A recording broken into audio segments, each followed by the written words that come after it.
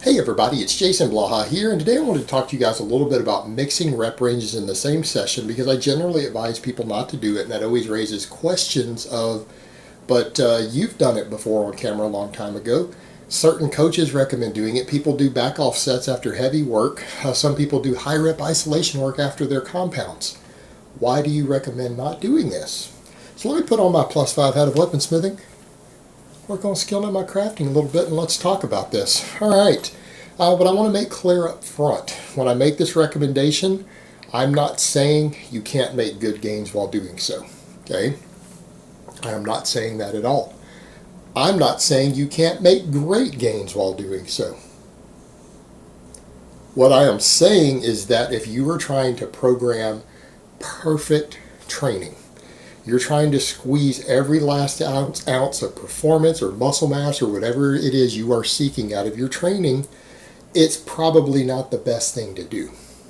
All right, that's what we're talking about. We're not talking about a massive difference here. We're not saying that someone who does it the other way is going to make 20% more gains or something insane like that. We're talking about tiny, barely measurable differences. Okay, so if you're doing something that's only costing you tiny amounts of progress that are barely measurable, you could still actually make pretty good gains doing it. But what we're talking about here is for people who are trying to write really ideal programming, who maybe are trying to be competitive in a competitive environment. Maybe they're not the most genetically gifted people in the world. Okay, people who are genetically gifted have a much bigger margin of error.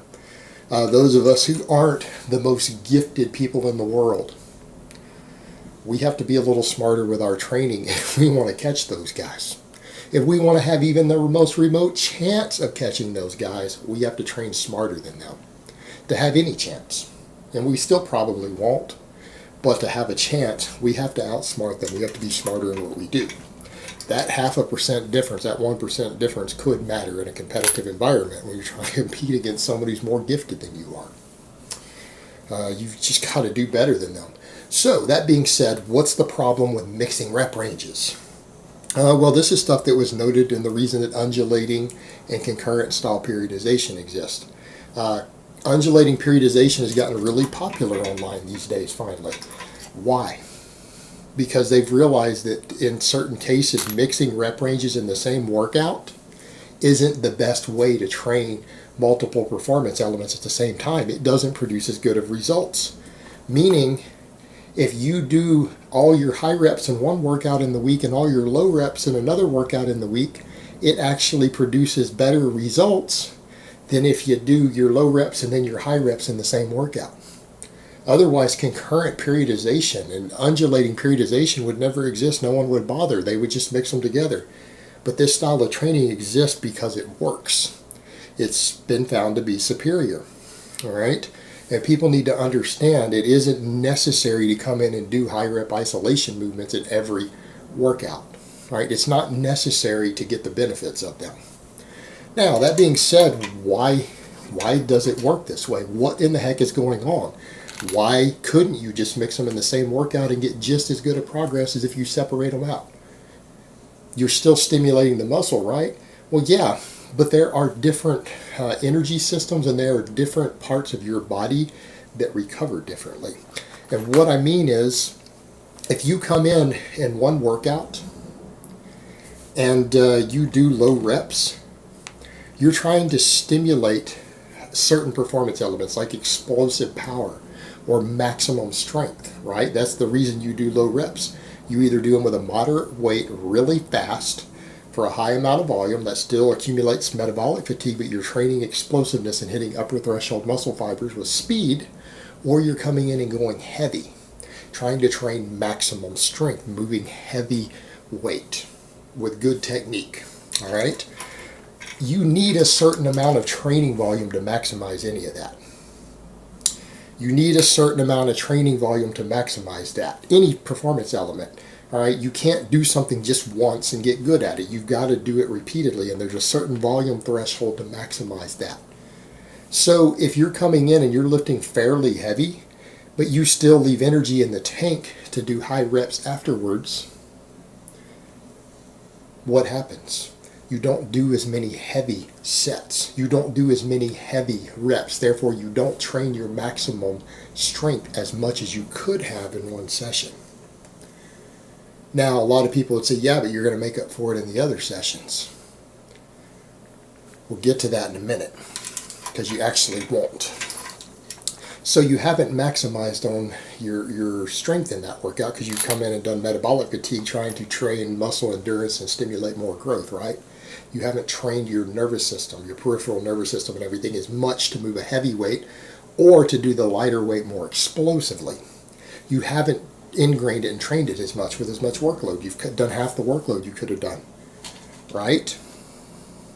So you really only partially trained your heavy training with what you could have done with your maximum recoverable volume from a workout, and then you've mixed it with another thing. Well, the same thing. If you're doing metabolic fatigue work behind the heavy work, you can't do as many sets or as many total reps. You fatigued yourself. So you're really only stimulating as far as the muscular endurance and metabolic fatigue, which is oftentimes used to induce hypertrophy. You really haven't maximized on that, have you? Not in one workout, because you've mixed the two. Again, people say, well, you can make up for it in another workout, but here's the thing. You can't. Because what happens, they work on different recovery systems. The reason undulating periodization has been developed is that people have found it takes so many days for a given muscle to recover from, say, metabolic fatigue. And if you were to do only heavy work, it doesn't tap into the same energy systems. Meaning, after you've done a bunch of really high rep work to cause metabolic fatigue, you could actually probably do heavy work and still hit high levels of training volume with heavy work with good strength a day sooner than you could probably get away with replicating your intense metabolic fatigue before. Meaning, if you come in and you're capable of doing 5 sets of 10 on the squats with a given amount of weight, and you push that out to like an RPE 9. All right, it was really, really difficult for you to complete. Not impossible, but extremely difficult. Maybe had you added 5 more pounds, you might have been at the absolute limits. All right, if you come in and you try to do that in 48 hours, what happens? You usually can't replicate that in 48 hours. You might need 3, in some cases 4 days before you could replicate that exact performance again. Well, if you're not training your legs again for 4 days, you're not maximizing growth. Muscle growth only occurs for 48 hours after you train a muscle, right? At the most. So you definitely are going to have muscle growth downtime if you need 4 days before you can do that again.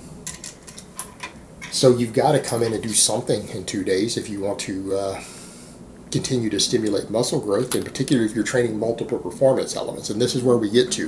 If you're training multiple rep ranges, you are intentionally training multiple performance elements, right? Otherwise, you would be putting them in different blocks. You would do 12 rep sets in a 3-week block, and then you do 8 rep sets in another 3-week block, and then 3 rep sets in another 3-week block. You would do block style periodization.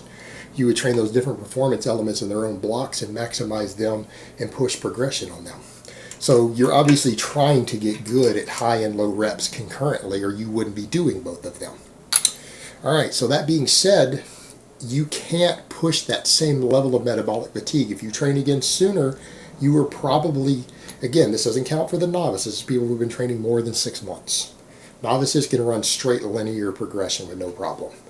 Once you're out of the novice phase, you can't do that anymore. So what ends up happening, you can't replicate that volume again in a couple days, 2 or 3 days. So the idea is you would come in and you could do heavy work. You won't be able to handle the same workloads again on the metabolic work if you pushed it hard. Now, if you half-assed it, you probably can. So you would come in and you would do the heavier work. Well, the heavy work does the same thing. It does the same thing. What you're going to find, you come in and do 3 heavy sets of 3 on squats, 3 by 3. You probably can't replicate that same weight again 2 days later. But you would be able to come in and do higher reps, meaning The individual rep ranges due to things like the peripheral nervous system fatigue, and that's what happens with the lower reps, versus the metabolites that build up in the metabolic fatigue that requires your body to flush certain things out of the muscles. Those things recover separately. All right. So what ends up happening is that you generally find that if you do all of your heavy work on one day, and then 2 days later or 3 days later, you come in and you do higher rep work on the same exercise, the same body parts, you're able to perform better at the higher reps than had you done the higher reps pushing the limits in that workout before where you did the heavy work. Does that make sense to people? I'm not sure if they're grasping that. That's the way it's been explained by experts that I know out there who are PhDs in the field. So generally speaking, if you mix the rep ranges, you can't replicate your heavy work again in your next workout. It needs time to recover for your peripheral nervous system to recover, and then the metabolic fatigue, the fatigue in the muscles from the high rep work needs to recover. When you mix them together, you can't replicate the same workout as soon. You need more time before you can replicate it again. So your training frequency is getting pushed out further. If you rotate through them, you can train sooner on the other performance element. It lets you get more sessions in while you're with the ability to replicate your performance and progress. So here's where we're going with this. You can get more training sessions in per week and recover from those sessions enough to continue to progress if you don't mix them together. You do heavy work on one day, light work on another day. Heavy work on another day, light work on another day. You rotate through more speed work on one day, light work with metabolic fatigue on another. You rotate through these performance elements. You can do more training sessions more frequently. Otherwise, you're putting in less total work in every workout. If you mix the rep ranges in each workout and you try to bring them into the same training frequency, you can't do as much work in each workout. So therefore, you get less total tonnage moved with the low reps for heavyweight, and you get less tonnage move and workload done with the light reps also. So you end up working less when you mix them in the same workout, because you can't do as much per week because you've got to either space them out or you've got to bring the workload down, because you're not going to be able to recover, because again, you're mixing the different rep ranges and performance elements, and they need to recover individually. So that's what's going on, and that's why it's difficult to mix them and maximize your performance. If you're trying to train multiple performance elements at one time, you really need to rotate through them even throughout the week to get the best benefits. So that's, again, if you're trying to maximize everything. It's totally different if you're not trying to train with as much frequency and workload as you can get away with and recover from. Right? This is what the point is. Not everyone has to train in that manner. Not everyone's trying to push the limits. So that being said, people will say, well, what about your light isolation work? Well, here's the problem. You come in and you do your heavy day, and then you do high rep 10, 12, 15 rep isolation work, some of it to failure afterwards.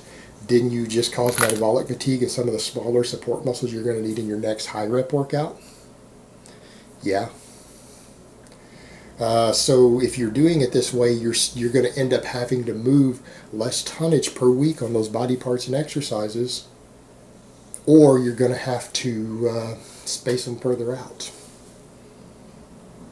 So ultimately, mixing rep ranges doesn't allow you the ideal amount of workload that you could be doing on your different rep ranges or energy systems that you're utilizing.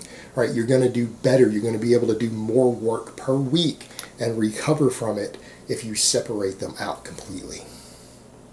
And that includes the same thing. If you're doing high rep tricep extensions after heavy bench, you're fatiguing your triceps still. You're still going to have that fatigue issue when you get to the high reps again. All right, so it doesn't really work that way. Now again, it depends on how much workload you're trying to do. If you're not trying to maximize workload and you're doing fairly low volume, those back off sets are fine. You're not going to have a problem. It's when people are trying to do relatively high volumes to maximize maximum strength, maximize explosiveness, or maximize metabolic fatigue or muscular endurance strength. When you're trying to maximize the different elements by doing the maximum amount of work you can recover from, this is where you're going to run into problems. For people who aren't up there near that bleeding edge, they're further down here, you can get away with it just fine. But if you're down here, you're probably not trying to compete in any sort of serious endeavor to where you need to push them to their limits. You're probably a recreational lifter, and that's a little bit different. That's okay. All right, guys, but that's really all I have to say on that today. I hope it's been informative, and I will talk to you guys next time.